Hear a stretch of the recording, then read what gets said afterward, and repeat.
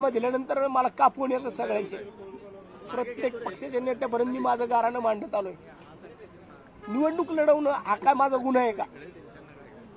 जर माझी पक्ष संघटना मला शहरामध्ये वाढवायची असेल तर निवडणूक लढली गेली पाहिजे। आणि पक्ष संघटना जर मोठी होत नसेल, काही लोक शहरामध्ये निवडणूक आपण लढवली नाही पाहिजे। कशा करता तुम्ही निगेटिव्ह अप्रोच करता? कशा करता तुम्ही निगेटिव्ह अहवाल साहेबांपर्यंत पाठवता?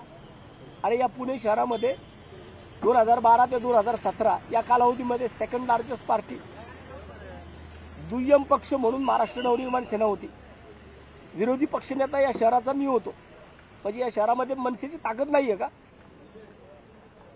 या शहरामध्ये महाराष्ट्र नवनिर्माण सेनेची ताकद आहे। मी वारंवार सांगत होतो की या पुणे शहराचा पहिला खासदार हा वसंत मोरे होऊ शकतो, परंतु काही लोकांना वाटत नाहीये की वसंत मोरे हा स्वकेंद्रित राजकारण करतो अशी लोक म्हणतात। आजपर्यंत हा आरोप माझ्यावरती फक्त लावताना पक्षाच्या कोर कमिटीच्या नेत्यांनी लावलेला आहे। महाराष्ट्र सैनिकांनी एकाही महाराष्ट्र सैनिकांनी माझ्या विरोधामध्ये मला आता सुद्धा अनेक महाराष्ट्र सैनिक थांबवत होते, परंतु मला असं वाटतं की कुठवर या सगळ्या गोष्टी मी सहन करायच्या, कुठवर मी या सगळी माझी गाराणी मांडत राहायची।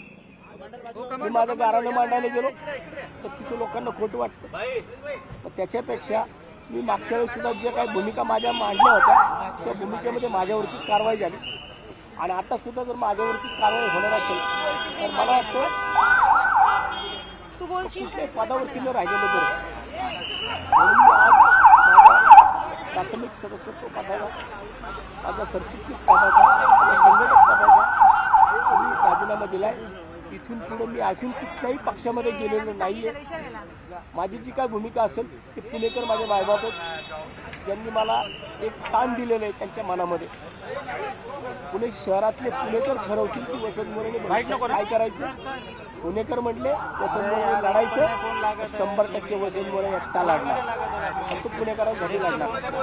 पुणेकर म्हटले की नाही थांबायचं, मी थांबणार। पण मला वाटतं की माझी लढाई सामान्य कुटुंबातल्या एका शेतकरी मी कोणतं जागीरदार नाहीये। माझ्या घरातला मी पहिला राजकारणी आहे। इथपर्यंत मी पोचलो ना, तो मी स्वतःच्या हिमतीवरती पोचलेलो आहे। मी कुणाचे कुणाच्या मी कुबड्या घेऊन मी पुढे आलेलो नाही। मी माझं स्थान मान्य राजसाहेबांच्या हृदयामध्ये मी माझं स्थान मी तयार केलं होतं, आणि ते स्थानाला कुठेतरी धक्का लावण्याचं काम पुणे शहरातल्या कोर कमिटीने केलेलं आहे। त्यामुळे मला वाटतं की अशा लोकांमध्ये त्या कोर कमिटीचा मी एक सभासद आहे, आणि मला वाटतं त्या कोर कमिटीमध्ये मला काम करायचं नाही, आणि मला इथून पुढे परत बोलवलं जाईल। कोर कमिटी बरखास्त करू काय करू, परंतु मला त्या लोकांबरोबर कामच करायचं नाही जी लोक शहरामध्ये पक्षाला संपवण्याचा विचार करत असतील। अशा लोकांसोबत मला काम करायचं नाही, त्यामुळे मी आज पक्ष सोडलेला आहे। लोकसभा लढवायची होती, लोकसभा लढवण्यासाठी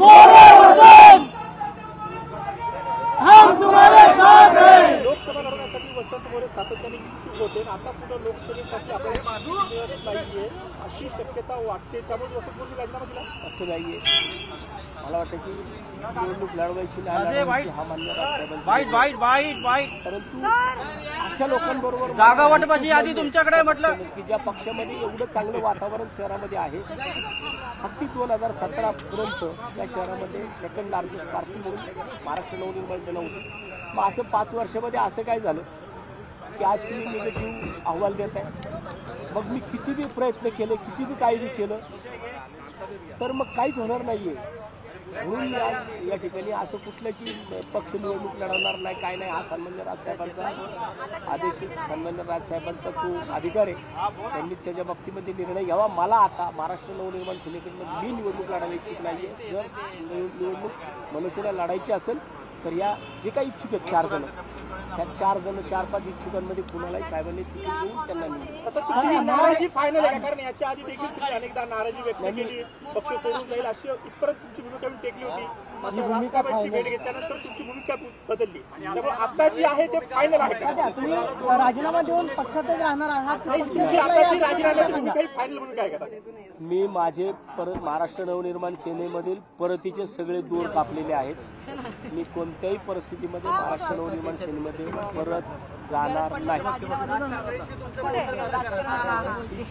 मला आता पुढे जाणार कुठल्या वाटेवर वसंत मोरेंची दिशा पुणे 2-3 दिवसामध्ये माझी जी भूमिका असेल ती मी लोकसभा लढवणार, लोकसभा वसंत मोरे लोकसभा लढवणार का? कुठल्याही पक्षात? तेच सांगतो येणाऱ्या 2-3 दिवसामध्ये लोकसभेच्या संदर्भामध्ये माझी जी भूमिका असेल ती येणाऱ्या 2-3 दिवसामध्ये नक्की कुठल्या पक्षात प्रवेश करणार आहात का अपक्ष आहात? कशा प्रकारे निवडणूक लढवणार? अजूनपर्यंत मी फक्त महाराष्ट्र नवनिर्माण सेना या पक्षाचा राजीनामा दिलेला आहे. सदस्यत्व पदाचा राजीनामा दिला, सगळ्या पदांचा राजीनामा दिला आहे. मी कुठल्या पक्षात जाणार ही माझी कुठलीच भूमिका मी अजून काहीच जाहीर केलं नाही किंवा मी कुठेही जाणार नाही. अजूनपर्यंत पुणेकर ज्या बाबतीमध्ये मला ज्या भूमिका सांगतील, कारण मी माझं फेसबुक लाईव्ह असेल, माझी सोशल मीडिया असेल, वेळ पडला तर मी शनिवारवाड्यावरती जाऊन त्या ठिकाणी पुणेकरांचा सेवा मागेल आणि मला त्या ठिकाणी पुणेकर सांगू राज ठाकरेंनी परत पाहुणी तुम्हाला साथ घातली. राज ठाकरेंनी काय सांगितलं तर राजसाहेबांचं तुम्ही ऐकणार का? सध्या राजसाहेबांचं तुम्ही ऐकणार का? कदाचित पुढच्या 2 दिवसांमध्ये वरिष्ठ नेत्यांकडून तुमच्याशी बोलणं केलं जाईल, संपर्क केला जाईल. राज ठाकरे बोलले तर तुम्ही परत पक्षामध्ये येणार? शांतीदारांनी अनेक जणांचे राजीनामे पण यायला आता सुरुवात झाली आहे किंवा राजीनामा दिला बऱ्याच जणांनी राजीनामे माझ्याकडे पाठवलेत. माझ्या व्हॉट्सअपवरती फेसबुकवरती सुद्धा मला अनेक जणांचे राजीनामे आलेले आहेत. परंतु मी सांगतो की कोणीही कोणत्याही परिस्थितीमध्ये मी कुणालाही कंपल्शन केलेलं नाही आहे. हा वसंत मोरेवरती झालेला अन्याय. वसंत मोरे एकटीने राजीनामा दिला आहे. प्रत्येक पदाधिकाऱ्याने सांगितले, परंतु जो तो जनतेचा निर्णय आणि मला वाटतं की कार्यकर्त्यांनी घेतलेले निर्णय हे याच्यावरती कमीत कमी मनसेची भूमिका डबल पाहायला मिळाली. तुमच्या कार्यक्रमाला तुम्ही शर्मिला ठाकरेंना बोलवलं की ते म्हटले की वसंत मोरे लोकसभेला दिल्लीत पाठवू आणि नंतर साईनाथ बाबरांकडे गेल्यानंतरही तेच म्हटल्या. मग ह्या भूमिकेत कुठं तुम्हाला तथ्य वाटतंय का किंवा ही सगळी भूमिका तुम्हाला नाराज करणारी होती का? मला वाटतं की त्याच्यापेक्षा वहिनींपर्यंत ज्यांनी कुणी या गोष्टी बोलले त्यांनी पण स्वतःचं आत्मपरीक्षण केलं पाहिजे. नेत्यांना ज्या गोष्टी पोचवल्या जातात, ज्या गोष्टी नेत्यांपर्यंत सांगितल्या जातात, त्या गोष्टीच नेते त्या जागेवरती येऊन कुठल्या गोष्टी पाहत नाही. त्यांना ज्या गोष्टी सांगितल्या आहेत त्या गोष्टी शहर मनसेत वसंत मोरेची अडचण का होती? शहर मनसेत वसंत मोरेंची अडचण का होती? शरद पवारांची जी भेट घेतली होती त्याच्यानंतर ती चर्चा सुरू झाली, त्यावर काय स्पष्टीकरण? आता असं बोललं जातं पवार साहेबांची मी जी भेट घेतली होती किंवा मी जी सन्माननीय खासदार सुप्रियाताई सुळे यांचा मतदारसंघ आहे, त्या मतदारसंघामधला तो विषय होता. त्यामुळे मी त्यांच्याकडं बारामती लोकसभा मतदारसंघामधील त्या खेळाच्या मैदानाच्या आरक्षणाबाबतीत गेलो होतो.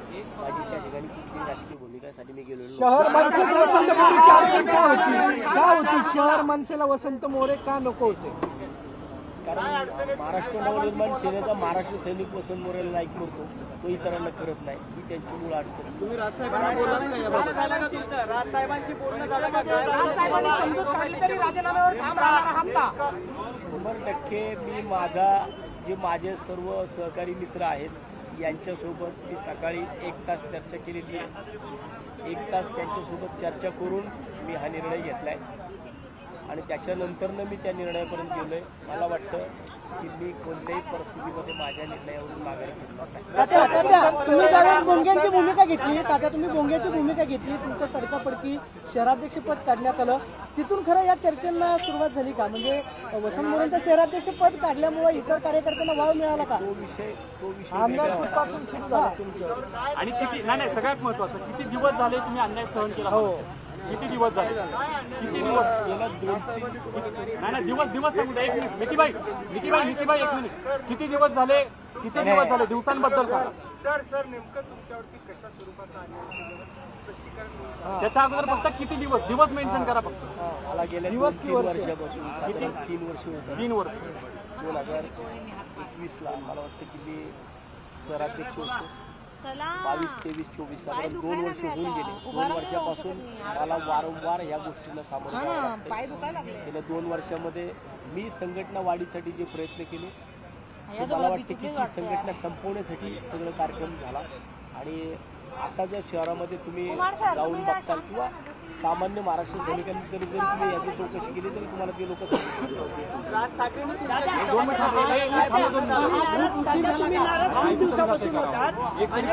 अनेकदा नाराजी बोलून दाखवली पण नाशिकमध्ये जो परवा तुम्ही अनेकदा बोलून दाखवलं होतात नाराजी पक्षवाढीबद्दल तुमची भूमिका तुम्ही स्पष्ट केली पण नाशिकमध्ये असं काही झालं का? कारण अचानक तडकाफडकीने निर्णय घेतला आवाज उठवतो नाशिकमध्ये योग्य मान नाशिकमध्ये मानाचा काही विषय नाही. वसुंधरा जमिनीवरती बसणारा कार्यकर्ता आहे. मानापणाचा विषय नाही आहे. परंतु महाराष्ट्र नवनिर्माण सेना पुणे शहर लोकसभा लढू इच्छित नाही.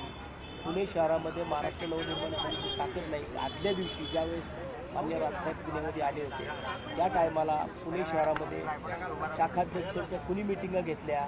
कुणी शाखाध्यक्षांना सांगितलं की उद्या जर राजसाहेबांनी तुमची मिटिंग घेतली तुम्हाला बोलवलं तर तुम्ही तिकडं सांगा की शहरामध्ये जेमतेम वातावरण आहे, वातावरण निवडणूक लढण्यासारखं वातावरण नाही आहे असे तुम्ही कार्यकर्त्यांना बोलून घेऊन जर सांगत असताल म्हणजे याचा अर्थ तुम्हाला निवडणूक लढू द्यायची नाही. महाराष्ट्र सैनिकाला निवडणूक लढायची होती परंतु जे नेते आहेत ह्या नेत्यांना निवडणूक लढून द्यायची नव्हती. म्हणून जो अहवाल पाठवला गेला मुंबईला तो निगेटिव्ह पाठवला गेला आणि अजूनसुद्धा सामान्य महाराष्ट्र सैनिकांना सांगितलं जातं की तुम्ही कोणत्याही परिस्थितीमध्ये वातावरण नाही असं सांगा.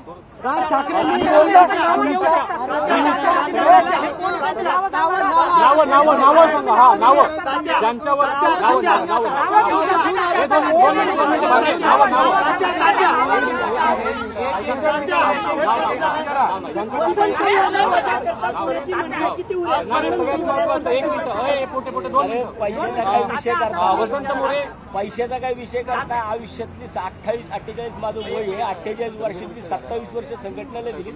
पैशाचं काय घेऊन बसला?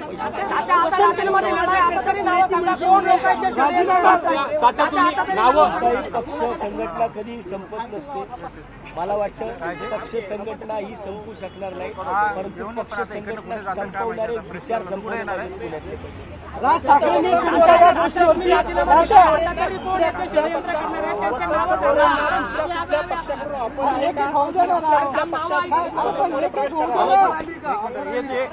ऑफर्स आहेत परंतु मी असं कुठलाही निर्णय घेतलेला नाहीये. तात्या किती पक्षांच्या ऑफर आहेत? किती पक्षांच्या ऑफर आहेत